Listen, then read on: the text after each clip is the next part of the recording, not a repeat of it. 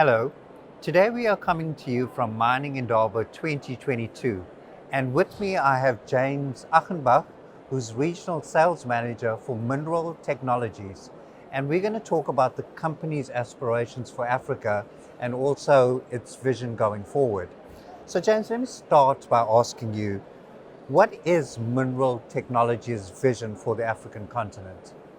I'll tell you a little bit about my vision for Africa. I'm a South African, and we left South Africa for Australia in search of a better future, and got there and found out that the future is not in Australia, the future is in Africa. And so about 9 years ago we moved back, and I've got 3 girls, and I genuinely believe Africa is the place to be. And so if you look around today, the world is desperate for minerals, lucky for us.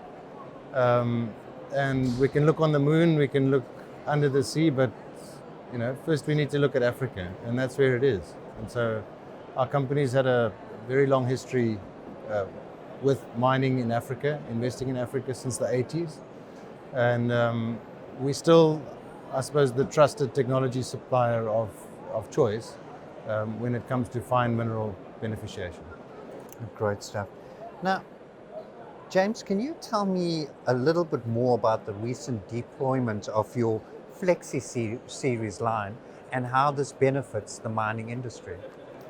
Sure. So basically we found that in Africa we've got a unique situation where we've got two different kinds of customers. We've got the big customers like Rio Tinto, BHP Billiton, Anglo American, all those blue chip companies that typically take a long time and a lot of money in developing their projects. They study it again, they make sure that they do it absolutely right. And so those companies have lots of access to capital typically. And so our business is very well suited to serving them.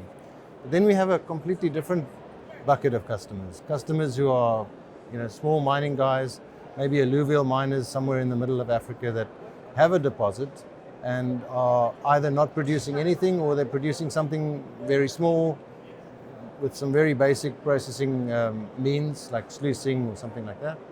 And those guys don't have access to capital.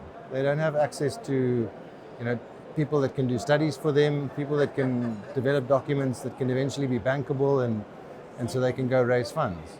And so we developed the Flex Series plant really to better serve those customers, because ultimately we want to make sure that we extract the most minerals that we can in the best possible way.